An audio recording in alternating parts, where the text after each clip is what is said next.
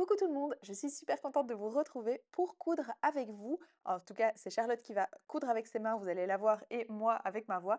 La blouse figue. Alors la blouse figue, on l'a voulu super facile et en même temps remplie d'options. Donc il y a plein d'options de manches. Vous avez vu ma version la plus simple. Vous avez ici Steph et Colline à gauche qui ont la version manche longue élastiquée et Mela qui a la manche à petits nœuds. Il y a aussi une petite manche à revers. Donc la première chose qu'on va faire, c'est qu'on va dire bonjour à Charlotte. Coucou Charlotte, voilà, qui va vous faire les mains de ce tuto et qui a travaillé sur le tutoriel qu'il a créé. On va en premier préparer évidemment les enformes, surtout qu'il faut les laisser reposer 30 minutes, ça vous savez, vous entoilez et puis vous laissez reposer. Donc vous allez entoiler les pièces d'enforme. Moi je préfère entoiler et puis découper plutôt que découper et puis entoiler parce que comme ça on ne risque pas de rétrécissement. Vous allez les assembler au niveau des épaules en venant après piquer à 1 centimètre et puis vous pouvez surfiler ou surjeter les margeaux de couture ensemble et les repasser vers l'arrière. Voilà ce que va donner votre enforme. Donc on repasse vers l'arrière simplement. Et ensuite, on va venir surjeter ou surfiler si vous n'avez pas de surjeteuse tout l'extérieur. Voilà ce que ça va vous donner parce qu'évidemment, on n'a pas envie que ça s'effiloche. Ensuite, on va passer à la préparation du col qui est tout à fait optionnel. C'est un petit col style col Mao. Donc voilà le col, vous allez entoiler un des deux côtés. Après, évidemment, tout est une question d'appréciation. Si vous avez des tissus plus raides, il n'y a peut-être pas besoin de les entoiler. Si vous avez des tissus très fluides, on pourrait peut-être même entoiler les deux. Normalement, un, c'est suffisant avec le G700. Mais voilà, ici, Charlotte a décidé de ne pas les entoiler parce qu'on est quand même sur une petite popeline de coton qui a de la tenue. Donc vous allez épingler votre col endroit contre endroit et venir épingler tout le haut, les arrondis et le haut. Vous utilisez soit des pinces, soit des épingles. Et une fois que c'est fait, vous allez venir piquer tout le haut du col, arrondi compris, donc les petits côtés et le haut. On va venir cranter ou dégarnir les coins, les angles, parce que sinon, si on retourne ça comme ça va être très très moche. Donc là, on a les ciseaux pélicans, j'aime bien ces ciseaux-là. On en a sur la boutique si vous en voulez. Je trouve qu'ils sont très très pratiques. Donc ici, on décide de dégarnir complètement l'angle. Le reste, il n'y a pas besoin. Voilà. Une fois que c'est fait, vous allez pouvoir retourner votre col, le repasser évidemment soigneusement, faire attention à vos arrondis et pour que ça se maintienne bien, vous allez faire une petite surpiqûre à environ 2 mm du bord. Utilisez le pied à surpiqûre si vous l'avez, c'est vraiment très pratique. Si vous ne l'avez pas, c'est pas grave, vous faites bien attention à rester précise. On va ensuite assembler le devant et le dos de la blouse. Donc à gauche, vous voyez la pièce dos et à droite, la pièce devant. Vous allez venir faire correspondre les deux pièces, endroit contre endroit, donc de manière vraiment très classique. Il n'y a vraiment rien de spécial à ce stade, au niveau des épaules et au niveau des sous-bras. Et puis vous venez piquer à 1 centimètre et puis surfiler les bords. Tout simplement, voilà, c'est fait. Il n'y a rien de spécial à dire par ici. On repasse bien, les sous-bras on les repasse bien comme ça à plat et les épaules vous pouvez repasser les marges de couture vers le dos. Ici on va vous montrer comment le faire de manière bien nette, donc vous allez pouvoir retourner la blouse. On va vous montrer ce que ça donne au niveau du sous-bras parce qu'il y a quand même un arrondi assez fort. Donc voilà, donc ici c'est assez simple de venir repasser vers l'arrière. Par contre, au niveau du sous-bras, ça a tendance à ne pas donner quelque chose de très joli à la base. Et donc, le plus facile, c'est de revenir repasser sur l'endroit votre sous-bras. Vous venez pincer entre vos deux mains le tissu, vous le replacez correctement et puis vous venez repasser de nouveau. Et comme ça va donner quelque chose qui est très joli, qui se met bien. À partir du moment où l'arrondi est bien fait, vous pouvez coucher vos marges de couture vers le dos pour vos finitions manches si vous en avez envie. En général, c'est vers le dos qu'on les couche, mais sans faire ça, ça risque de faire un petit peu brouillon. Donc, c'est ça l'avantage de la vidéo, c'est de pouvoir vous montrer des gestes qui bougent. Donc voilà ce qu'elle est en train de faire, d'aller rechercher ses marges de couture pour que ce soit bien joli. Voilà qui est fait. On va maintenant passer sur l'encolure, on va la terminer, que vous ayez un petit col ou pas. Donc si vous avez le petit col, si vous ne l'avez pas, vous passez simplement cette étape. Si vous l'avez, vous allez venir le placer sur votre encolure. Donc on utilise évidemment l'écran. Ici, on va commencer par le cran couture-épaule. On épingle tout autour. Là, on vient de le faire. Je vous l'ai mis en accéléré, enfin en coupé surtout. Et vous allez voir que le col doit venir se placer à 1 centimètre du devant de la blouse. D'accord? Ça va nous permettre d'avoir une marge de couture. Donc ne venez pas le mettre contre le bord, vous allez avoir un problème. Donc vous avez 1 centimètre de décalage ici. Ça, c'est vraiment important. Pareil de l'autre côté, bien évidemment. Une fois que votre col est positionné, ça donne ceci. Donc de nouveau, si vous n'avez pas choisi de mettre de col, vous passez cette étape tout simplement. Ici, on vous remontre bien que vous avez le petit centimètre aussi bien à gauche qu'à droite, qui est vraiment très important. Si vous ne l'avez pas mise, mais à l'étape précédente, allez-y. Et on va venir déjà piquer à 5 mm pour pouvoir maintenir le col. On sera beaucoup plus précis ensuite. On va venir maintenant rajouter la parmenture. Donc vous allez venir mettre la parmenture sur le vêtement endroit contre endroit. Avant de faire ça, pour se faciliter la vie, on va venir tracer la marge de couture parce qu'au niveau de l'angle, c'est pas toujours facile une fois que c'est déjà posé sur le vêtement. Donc pour que ce soit plus facile, Charlotte ici va nous tracer sa marge de couture. Et donc forcément, on a toujours plus qu'1 centimètre au niveau de l'angle en lui-même. Et donc il faut tracer des deux côtés. Elle est venue mettre une droite qui continue l'ouverture. Comme ça vous permet de voir à quel moment, en, en extrapolant, vous arrivez au niveau de votre milieu. Donc ça, c'est vraiment pas obligatoire, mais ça prend quelques secondes et ça vous fait gagner en précision. Donc voilà, si j'étais vous, je le ferais. Mais de nouveau, c'est votre choix. Ici, elle en a cousu plusieurs et donc c'est ce qui lui semblait le plus efficace. Et en effet, quand on a une encolure comme ça, c'est mieux de la tracer comme ça. Elle saura exactement où piquer et on n'a pas d'approximation à ce niveau-là. On pourrait aussi très bien le faire jusqu'au-dessus. Voilà. Et comme ça, elle sait exactement où elle va pouvoir planter son aiguille et tourner à 90 ou 90 degrés en fonction d'où vous m'écoutez. On va venir positionner la parmenture sur le col. Donc si vous avez le petit col, vous le remettez bien vers l'extérieur. Le col, évidemment, doit être pris entre le vêtement et la parmenture. Et là, vous allez tout simplement épingler tout du long. Vraiment très très simple. Votre marge de couture laissée devant a tout son sens ici. Vous vous aidez d'écran et je vous passe tout ça. Il suffit d'épingler tout autour. Voilà ce que ça donne une fois que c'est fait. Et maintenant, vous venez piquer à 1 centimètre tout du long en vous aidant des marquages que vous avez faits. Ça va vous faire une piqûre parfaite.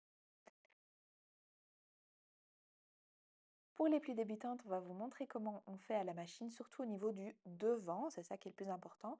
Donc, vu qu'elle a mis ses repères, elle a plus facile de suivre.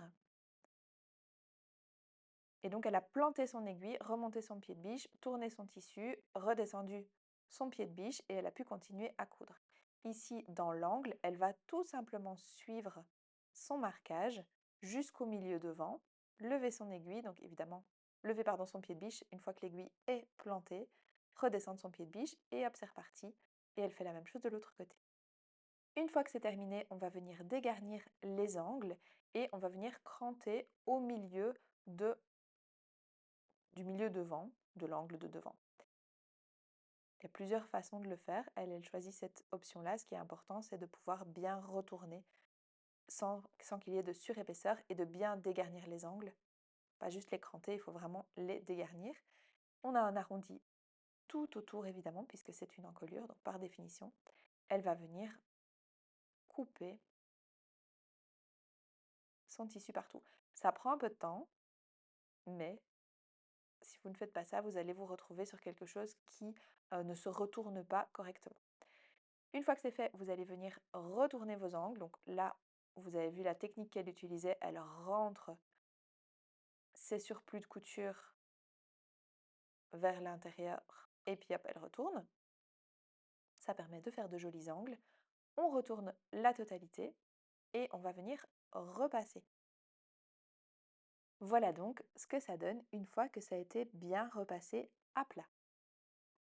Une fois que c'est bien repassé, vraiment c'est très important, on est venu épingler, je ne sais pas si vous voyez la petite épingle qu'elle a mise, l'enforme à plat sur le vêtement pour pouvoir faire la surpiqûre sans que l'enforme ne bouge. Sinon vous allez vous retrouver avec des plis disgracieux. Donc ici, l'enforme est épinglée à plusieurs endroits et on va venir faire notre surpiqûre. Alors là, vous pouvez choisir la largeur de la surpiqûre tant qu'on reste sur l'enforme. Donc soit vous partez sur une surpiqûre de 1 cm, soit vous partez sur une surpiqûre beaucoup plus large de 2-3 cm en fonction évidemment de la largeur de l'enforme. Si vous avez peur que ça ne glisse, avec un tissu fort glissant par exemple, vous pouvez évidemment faufiler, donc bâtir votre piqûre, c'est une possibilité. Le point le plus délicat, pardon, c'est le milieu devant. Il faut évidemment que ça suive bien la courbe. Donc on va essayer de vous la montrer de tout près. Donc elle a fait une enforme de 1 cm tout du long. Derrière aussi, hein, le dos aussi. Et voici votre blouse qui est presque prête, hormis ourlet et préparation des manches. Alors, la première version, bah, c'est l'ourlet, donc ça on n'en parle pas. La deuxième version, ça va être la bande pliée. Donc c'est une version de finition de manche très simple. Vous allez avoir deux petites bandes que vous allez replier sur elles-mêmes, endroit contre endroit, au niveau des petits côtés. On va venir piquer et surjeter. On a surjeté ici chacun des côtés avant de piquer, sinon vous surjetez et vous pliez d'un seul côté, ça c'est vraiment vous qui choisissez. Ici ça crée un petit peu moins d'épaisseur.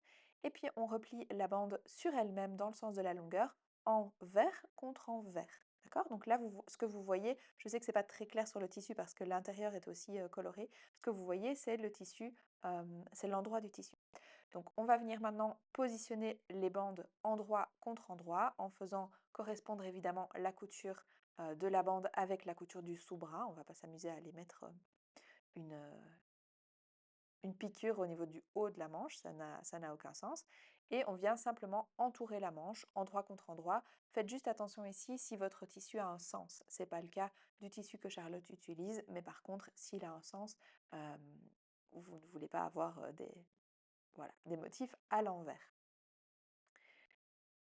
On épingle, on vient piquer à 1 cm, on surjette. Évidemment, vous faites la même chose des deux côtés. Ici, elle a repassé sa marge de couture vers le vêtement, donc vers le haut.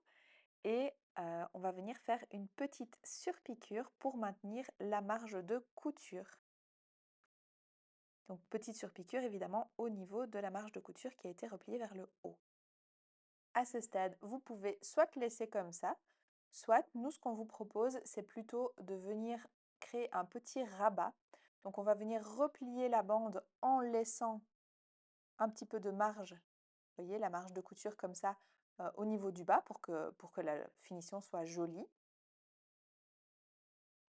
Et là, donc ici vous faites correspondre la couture de sous-bras avec la couture de la bande pour que ce soit bien précis. Là, on ne va pas venir repasser. On préfère garder un tombé un peu plus naturel comme ça. Par contre, on va venir piquer au niveau du haut. Donc, vous allez continuer, vous allez piquer dans la continuité de la couture d'épaule et vous allez piquer dans la continuité de la couture de sous-bras et donc de nouveau sur cette couture de la bande pliée.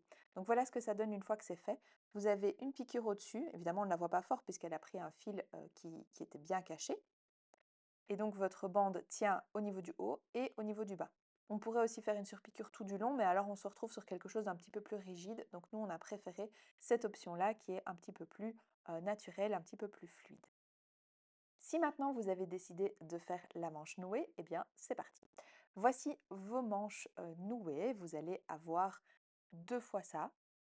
Donc vous avez 4 pièces de manches nouées évidemment, puisqu'elle est totalement doublée. On va pas s'amuser à mettre du biais autour de ça, non merci.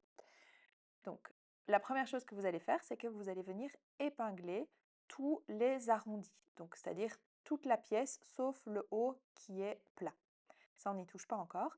Et vous venez piquer simplement à 1 centimètre. Ensuite, on va venir dégarnir les angles et écranter les arrondis pour pouvoir, vous me voyez venir, retourner la manche nouée. Très très simple. Il n'y a rien de spécial à raconter là-dessus. C'est un petit peu toujours la même chose. Mais comme ça, vous pouvez rajouter une manche nouée absolument n'importe où.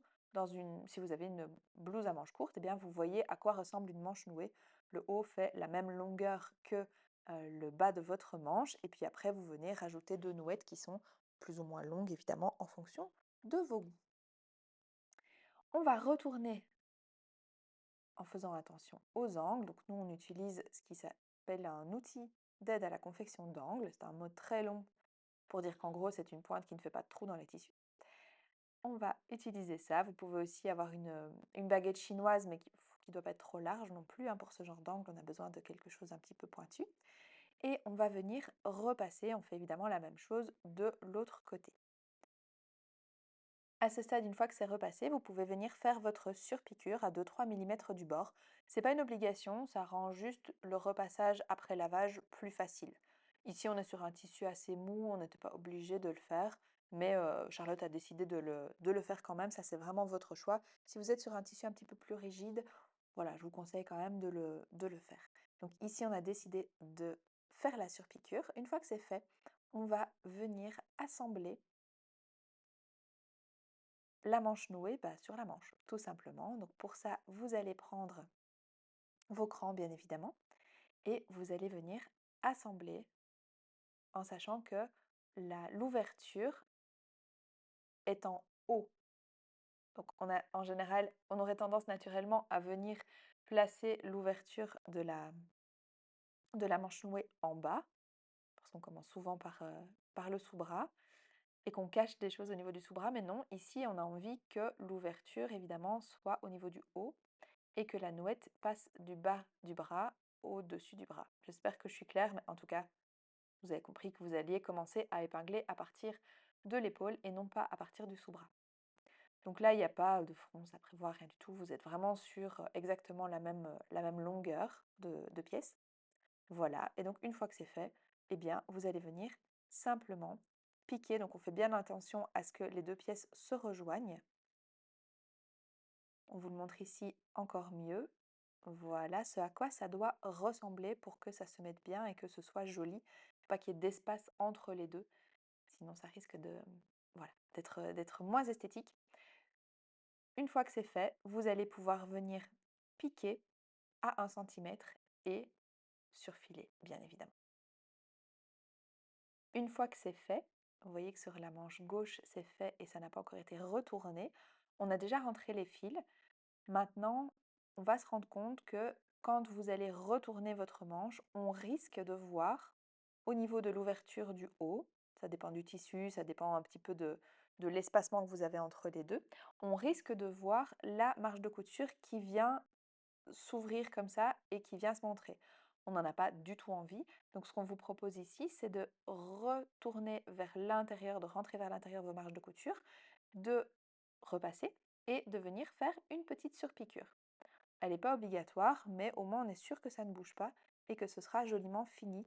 Et comme ça, pas de risque au niveau du haut, ça n'aura pas, on ne risque pas de voir la petite marge de couture qui vient vous dire coucou quand vous n'en avez pas envie. Et voilà, vos manches nouées sont déjà prêtes. C'était super facile. C'est parti maintenant pour la version manche longue élastiquée. Donc là, on se retrouve avec des pièces beaucoup plus imposantes, évidemment, parce que premièrement, elles sont longues et deuxièmement, elles sont larges puisqu'on va les élastiquer. Mais ça reste très très très simple à coudre, surtout si vous avez déjà cousu certains modèles de chez nous, notamment Prunelle, où on utilise cette manche-là. Je me demande si on ne l'utilise pas encore. On l'utilise en RL aussi, avec ou sans volant. Donc c'est une manche que j'affectionne particulièrement, je la trouve ultra belle. Donc voilà. c'est la manche qu'on a choisie ici. Évidemment, vous pouvez aussi rajouter une manche longue assez classique sur votre blouse figue, il n'y a pas de souci. Donc première chose, évidemment, vous pliez endroit contre endroit et vous venez piquer et surfiler ou surpiquer au niveau du sous-bras. Deuxièmement, on va venir faire l'ourlet dans lequel on va pouvoir insérer un élastique.